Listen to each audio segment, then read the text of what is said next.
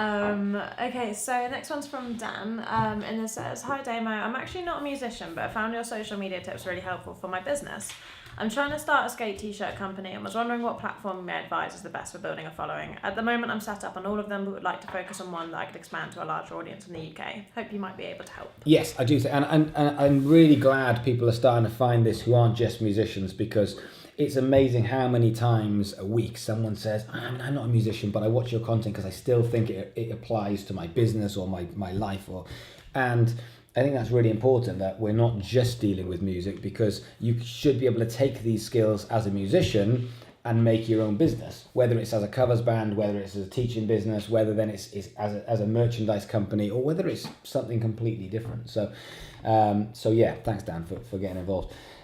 So with this, I wouldn't be on all of the platforms. I just think this is where it's dangerous, because when you start and you're a one-man band, or you've just got a couple of people, then you creatively, you feel like you don't want to miss out, and then you're on all the platforms. I wouldn't do that. If I were you, on a skate shirt company, for me, I would keep it very, very simple. This is what I would do. I would make really great t-shirts, which you obviously do. I'd be on Instagram. I would find someone really hot. I'd find a really hot girl, and I'd find a really hot dude, and I'd be taking pictures of the t-shirts, and I'd probably do that 2 or 3 times a day. I'd be putting a small amount of money into boosting competitions to win t-shirts. I would be looking at with the Instagram stuff. I would be looking at going onto the this is a Gary Vaynerchuk thing, but going onto the messages and actually finding cool people and actually messaging them, people, skaters for example, and using the influencer marketing thing, which is really big. So I'd be going to whoever your real demographic is, the people that they look up to. So I'd be going on to whoever the skaters are of today, because I don't know who today's Tony Hawk is, but you know, find today's Bob Burnquist, find today's Tony Hawks, and just say, like John Hill or someone like that, John Hill's a good guy, and actually say to them, can I send you some t-shirts? If so, would you mind wearing them, and tell me what you think and send me a picture? You know, I mean, that's what I do. Like, if you notice, this is a t-shirt company question, but I'm constantly saying, send me t-shirts, and I'll wear your t-shirts, and we'll put stuff on the wall. So there's gonna be people that want free shit. Everyone likes free shit, especially cool t-shirts. Like, no one wants, you know, this is the same as everything, content or stuff to be sent through. We all want free shit. Even PewDiePie wants free shit. It's just that PewDiePie wants a free Mercedes-Benz and I want a free t-shirt. But everybody wants free shit, and it's just quality stuff. I want cool t-shirts and I don't want crappy t-shirts. I want to be sent cool music and I want to be sent crappy music. So I think, you know, I would use the influencer marketing side to it, and I would be sending it to people and saying, look, if I send you some t-shirts, would you mind checking them out, tell me what you think, maybe take a picture with it so I can put it on my Instagram, I can promote you can promote the t-shirts. I'd be really happy with that.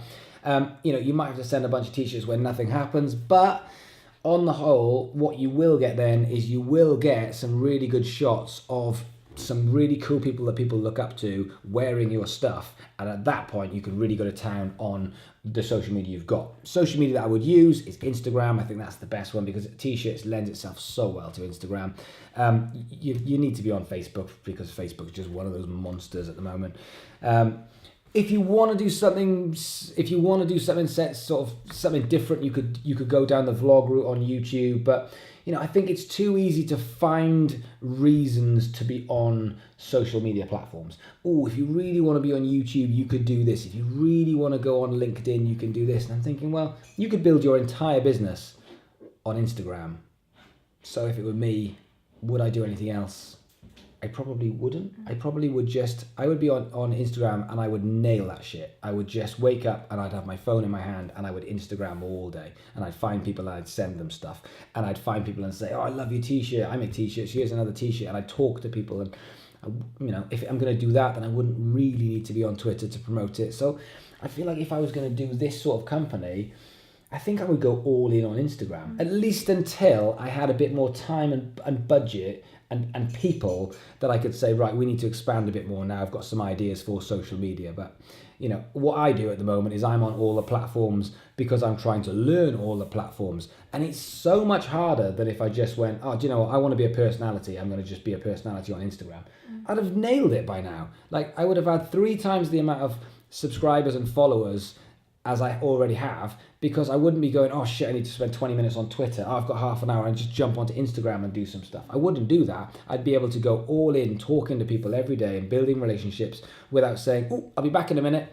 Oh, I'll be back in a minute. And therefore, I would go all in on it. And that's what I would do. And I feel like Instagram is the perfect company right now to really build a relationship with a bunch of people and show off your t-shirts in really, really good form. I would also say that, you know, it is an aesthetical thing. So a good camera and actually or finding someone who can take good shots is really, really important. Yeah, and with what you were saying about competitions as well, Instagram's so good for that because there's such a wide audience. Absolutely, yeah. Competitions is so much fun as well because nowadays, you know, people use why we should talk about competitions on another show because it's a much bigger topic and it's a really, really clever way of doing things.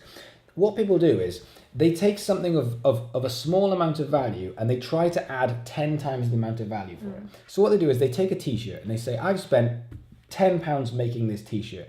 I'm going to give this away and I'm going to try and get £1,000 worth of advertising with the t-shirt. But the problem is then people they might not understand it, but they just go, I can't be arsed for that's it. You've taken 3 weeks to get rid of a t-shirt. We haven't got time. This is just very simple. If I can get 10 quid's worth of advertising out of 10 quid, I'm doing fine.